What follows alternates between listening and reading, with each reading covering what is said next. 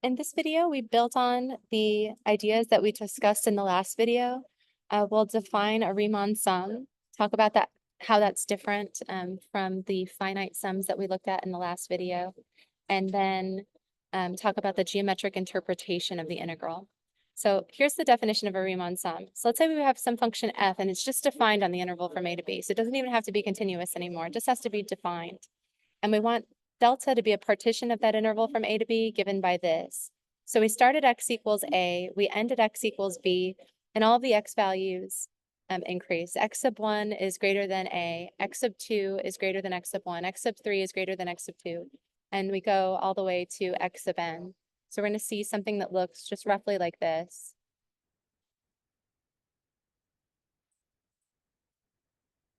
This is x equals a, we're going to call that x sub 0. And x equals b, that'll be x sub n. And here's y equals f of x. And you just pick x values in between. Now, in the last video, the step sizes between x sub 0 and x sub 1, x sub 1 and x sub 2, x sub 2 and x sub 3, and so on, those were all the same. We're not requiring that anymore. With a Riemann sum, they just have to be in the right order. All of the widths might be different from each other.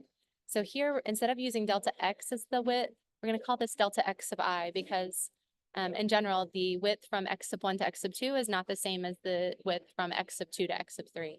So x sub, or a delta x sub I is the width of the ith subinterval, and it's equal to this larger x value minus the smaller x value, the x value before it. So when I equals 3, we'd have x sub 3 minus x sub 2. So that's the width of the ith subinterval.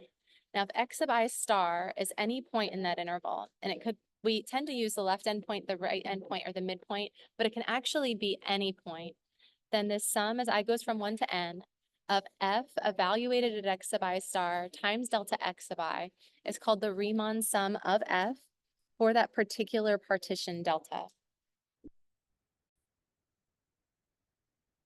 Now, the norm of the partition is denoted by this delta with the double bars on either side. That is the width of the largest subinterval of the partition. So if I divide this into n subintervals of equal width, that delta x is equal to b minus a divided by n. But in general, they don't all have to be the same size. If they're different sizes, this is how we denote the width of the largest subinterval. Now, with our regular partition, that's where all the subintervals have equal width, and the delta x sub I is just equal to delta x. Now, since we're always taking that interval from a to b, and we're subdividing it into n subintervals, the width of, or the norm of the partition is always greater than or equal to this b minus a divided by n, or the width for that regular partition. And if you're saying to yourself, well, can't I make the largest subinterval smaller than that? Well, we can't, because if we made one of the subintervals smaller, we'd have to make another subinterval larger than that value in order to actually cover that entire interval in n subintervals.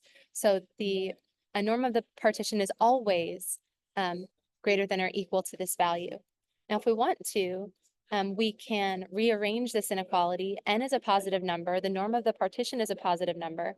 So we can divide both sides by the norm of the partition and multiply both sides by n to get this rearrangement. So if b minus a, that's the length of our interval, divided by the norm of the partition, has to be less than or equal to n. So if we require that the norm of the partition goes to 0, so that's the width of the largest subinterval goes to 0, so that means alternatively that the width of the largest, or we take the rectangles and we find the one that has the largest width, and we require that one with the largest width to have a width that goes to 0. Then as the norm of the partition goes to 0, this expression goes to infinity, and n has to be greater than whatever this expression is. So if this is going to infinity and n is greater than that, n has to go to infinity. So the limit, or as the norm of the partition goes to 0, whenever we do that, we know that the number of subintervals or the number of rectangles has to go to infinity. Okay, so with that in mind, we can define the definite integral. Suppose f is defined on the interval from a to b. and the limit exists. So the limit as the norm of the partition goes to 0, that's the width of the largest subinterval of this Riemann sum, that limit exists. It's a finite number. Then we denote that limit by the integral from a to b of f of x dx. This is read the integral from a to b of f of x dx, or the integral of f from x equals a to x equals b. And since it has bounds there, this is a number and this is a number. This is the number where we start our x values. This is the number where we stop our x values. We're going from left to right most of the time. Whenever we see this number is less than that number most of the time. That is called a definite integral. Without the a and the b, that's called an indefinite integral, which is an antiderivative. Now, a, that number where we start, is called the lower limit of integration or the lower bound of integration. B is the upper limit of integration or the upper bound of integration. And again, we can see it visually when we look at our picture. We start at x equals a, we end at x equals b, and our function looks like this. The limit as the norm of the partition goes to 0 of the Riemann sum is defined to be this integral, provided this limit exists. Now, if that limit exists, we call that function f integrable on the interval from a to b. And again, because of that requirement, because of that relationship between the number of rectangles and the norm of the partition, as the norm of the partition goes to 0, the number of rectangles goes to infinity. So sometimes rather than doing this, we say that this is equal to the limit as n goes to infinity of the same Riemann sum. Now you might say, what were we doing in the last video? I thought, well, we were doing something very similar to this. We were looking at a particular Riemann sum. The only difference between the general Riemann sum that we're talking about and the sums that we were talking about in the last video is that in the last video, all of our partitions were regular. So the delta x sub I were all the same size. And we had a tendency to choose the left endpoint or the right endpoint or sometimes the midpoint for this function value. But with the Riemann sum, we can actually choose any x value on the interval and plug that into the function to get the height of those rectangles, and the width of the rectangle changes from interval to interval. Okay, and one other note before we go on. When you see this expression, I want you to think this is the definite integral, because it has bounds, from x equals a to x equals b of f of x. This is a number. It's a finite number. If the function is positive or non-negative, positive or greater than or equal to 0, then this expression represents the area between y equals f of x, the graph of y equals f of x, the x-axis, and the vertical lines x equals a and x equals b. That's area. Now, if f has both positive and negative values on the interval, the definite integral has a slightly different interpretation. We're actually going to take the area between f and the x-axis. If the function is above the x-axis, we're going to count that as positive area. And then if the graph of the function is below the x-axis, this area below the x-axis is positive, but we're actually going to subtract it when we calculate the integral. So the integral from a to b of f of x is going to be the area between f of x and the x-axis. It's going to be a net area between f of x and the x-axis. We're going to take the area between f and the x-axis that lies above the x-axis, like this area sub 1 in this picture for this particular function, minus the area below the x-axis, this one. Now, if you're saying, how do you get that from your Riemann sum? Well, just think about drawing a bunch of rectangles on this. If I take a partition here and I evaluate my function at, let's just say, the left endpoints, just for instance.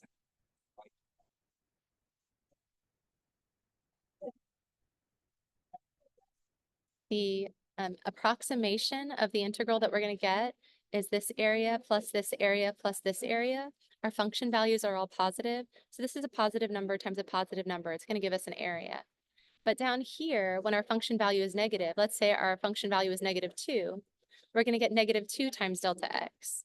So the absolute value of that is the area, but then we're multiplying it by -1 because the y value is negative. So that's how we end up taking all of these areas up here and then subtracting all of these areas down here. Now, if the function was positive and negative, like on several intervals, like if it looked something like this, we'd have this area plus this area minus this area. But again, it's the area above the x-axis minus the area below, but it's bounded by the x-axis and the function itself. Okay, so we know how a definite integral is defined now. We can choose any x value in every interval. The widths can vary, but we're going to take the limit as the width of the largest, or the rectangle with the largest width, goes to 0. And that's going to be the definition of the definite integral. If that limit exists, we say the function's integrable. Here's a theorem. It says, how do you know if a function's integrable? Well, if the function's continuous on the interval from a to b, then our function f is integrable. It's a theorem. And it turns out if f has a finite number of jump discontinuities, it's integrable as well. So we can have discontinuities. Those are no problem. As long as we have a finite number of them, we're fine.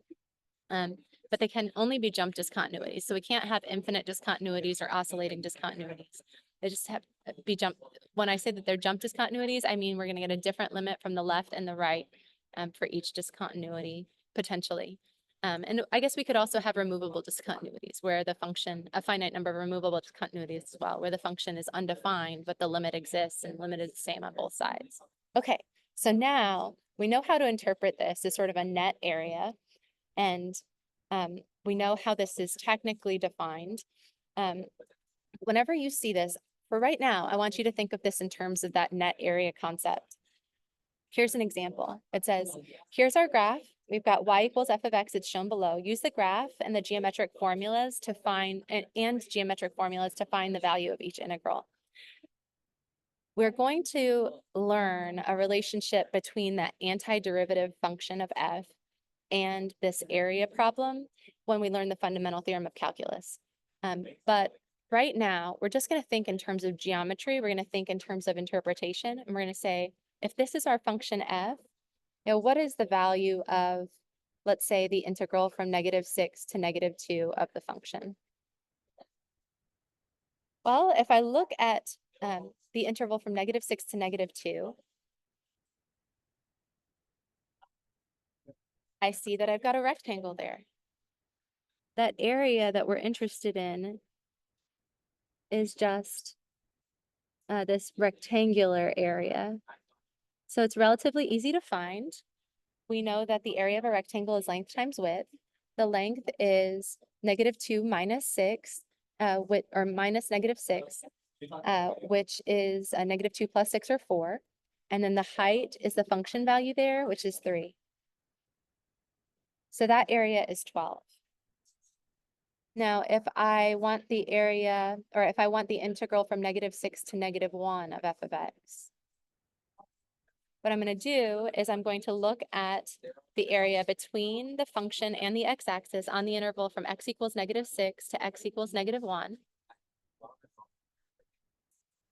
And that's relatively easy to find. It's just the area of that rectangle plus the area of that triangle. So we know the area of the rectangle was 12. And the area of the triangle is 1/2 base times height. So we have 1/2. Length of the base is 1. The height is 3.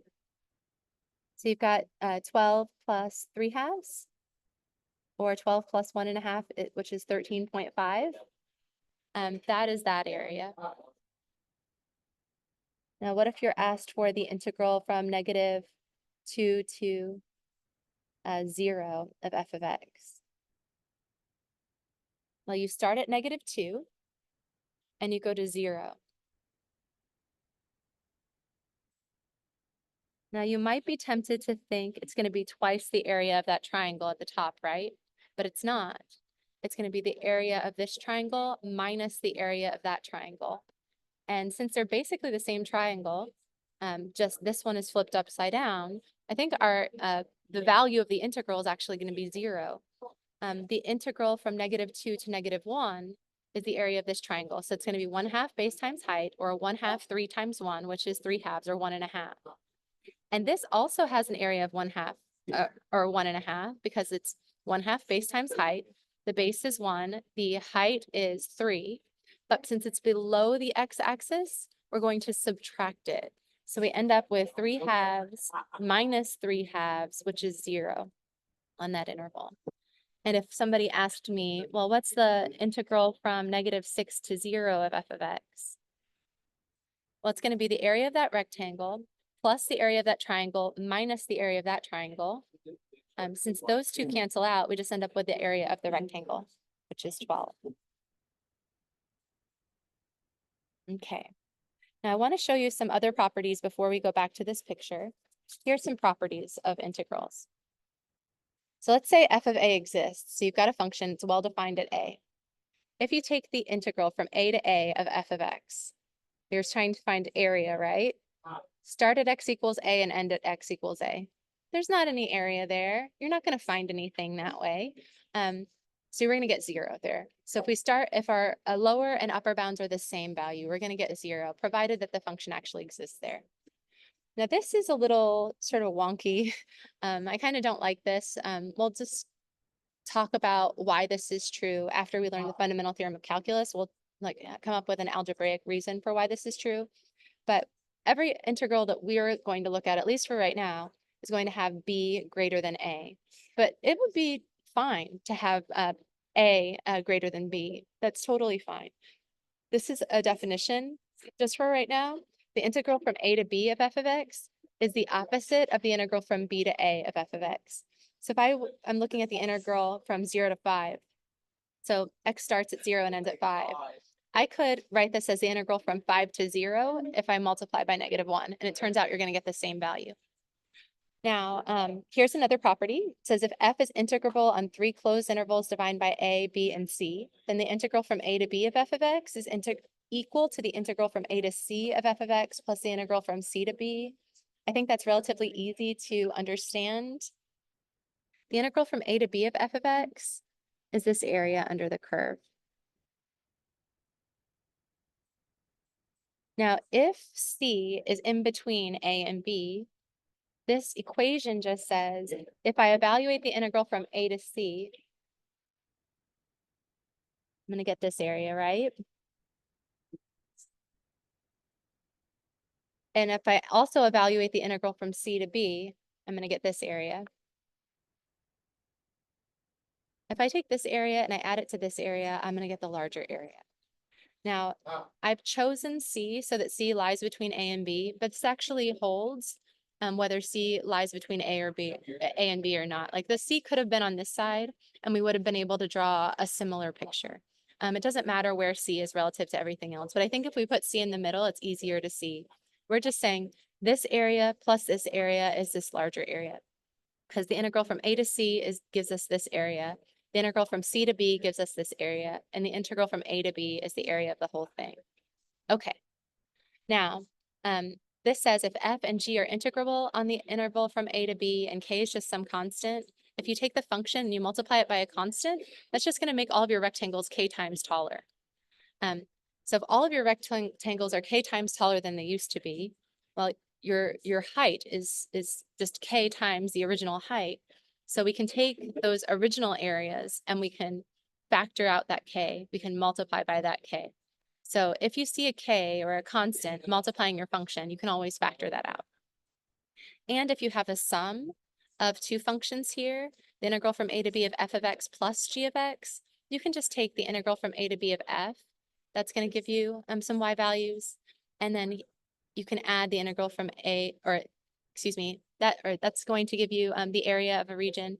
And then we can add the integral from a to b of g of x. It's going to give you the area of a different region. So, well, what does this mean? Well, if I were looking at my rectangles, that just means my height is going to be f at x sub I star plus g at x sub I star, and we're multiplying by delta x.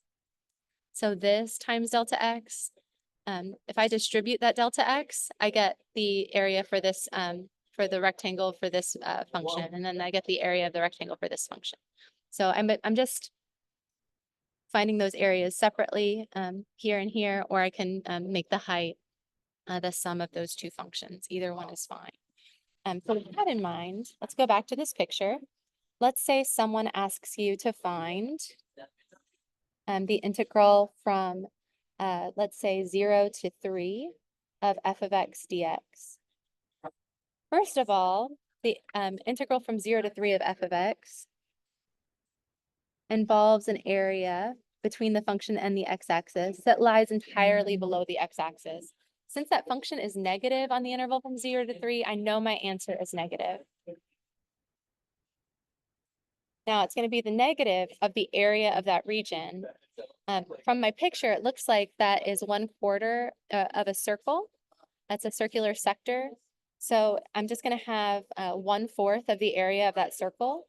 So I'll have 1/4 times the area of the circle. If the radius of the circle is 3, we're going to have an area of pi r squared. So it's going to be pi times the radius squared.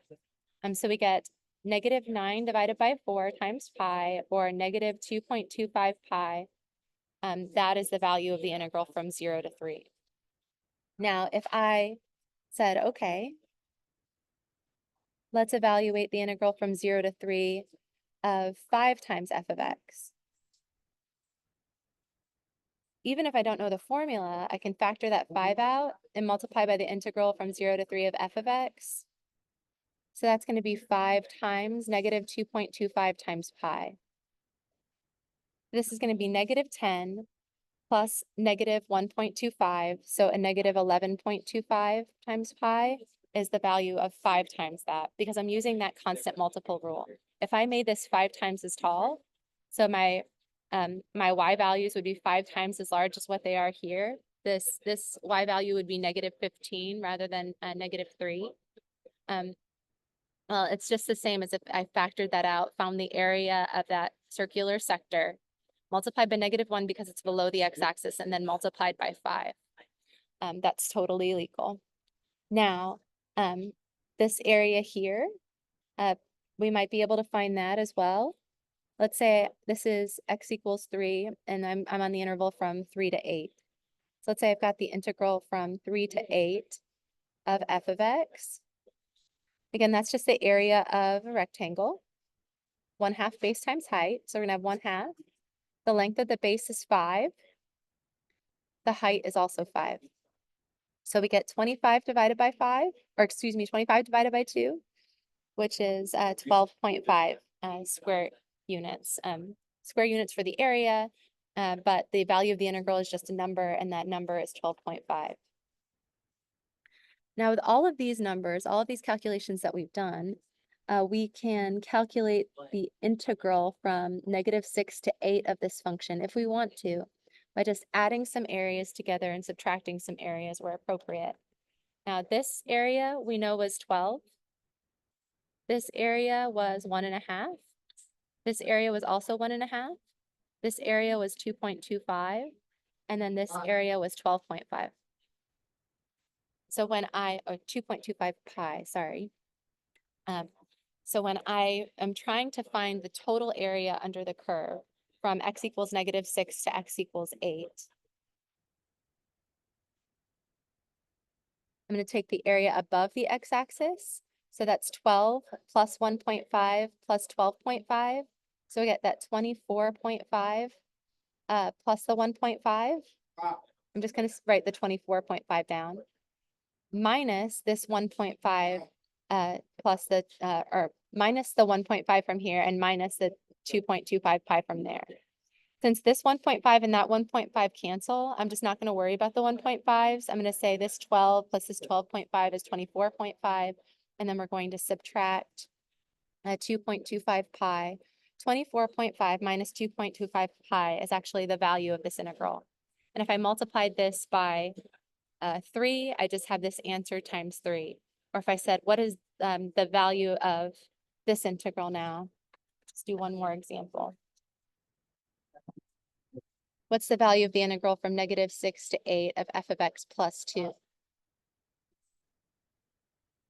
Well, that is the integral from -6 to 8 of f of x plus the integral from -6 to 8 of 2. This we just calculated to be 24.5 minus 2.25 pi, and this is the area of a different rectangle. We start at -6, we end at 8, the y value is 2. And so we've got that area right there. That's just a rectangle. So we'd have this value plus 2 times That's the height times the width. 8 minus a negative 6 is 8 plus 6 or 14. So I have 24.5 minus 20 or 2.25 pi plus 28. And if we add the 24.5 to the 28, we end up with 52.5 minus 2.25 pi, and that would be the value of this. So that's just an example, an application of this formula. And I didn't write it down, but if we were subtracting the g of x instead, we would just subtract those integrals. So if this was f of x minus 2, I'd just be subtracting 28 instead of adding 28, because I'd have a minus sign here and here and here. All right, so now we know how to interpret definite integrals geometrically. We know that this represents some finite number. That finite number could be positive or negative or 0. And we can represent, or we can interpret this geometrically as representing a net area. We're looking at the area between the function and the x-axis, starting at x equals a and ending at x equals b. But anytime that area between the function and the x-axis is above the x-axis, we add area to that. This f times delta x is a positive number, so we're adding it. But when f is negative, f times delta x is a negative number. So we'll take the area above the curve and we'll subtract the area below the curve. If there are 2 intervals, it's just like this. If there are 3 intervals, it would be this area plus this area minus this area, and so on. You just take the area bounded by the function in the x-axis, and you take the area above and you subtract the area below. So that's it. That turns out there's actually a better way to do this, a much more efficient way than adding up areas of rectangles, and a much more general way than using these geometric formulas. You might say to yourself, well, what if it's not a part of a circle or a triangle or a trapezoid or a rectangle? What if it's something that's actually curved? Do I have to compute a Riemann sum every time to get the area as a function of n and then take the limit as the number of rectangles goes to infinity? Do I have to compute a Riemann sum and then figure out what happens as the norm of the partition goes to 0? Oh, we don't have to do that. We're actually going to relate this family of functions called the antiderivative of f, or an antiderivative of f, to this definite integral. There's a reason that those notations are very similar, but I just want you to keep in mind that this will always give you a number. We call this an integral. Evaluating this is called integration.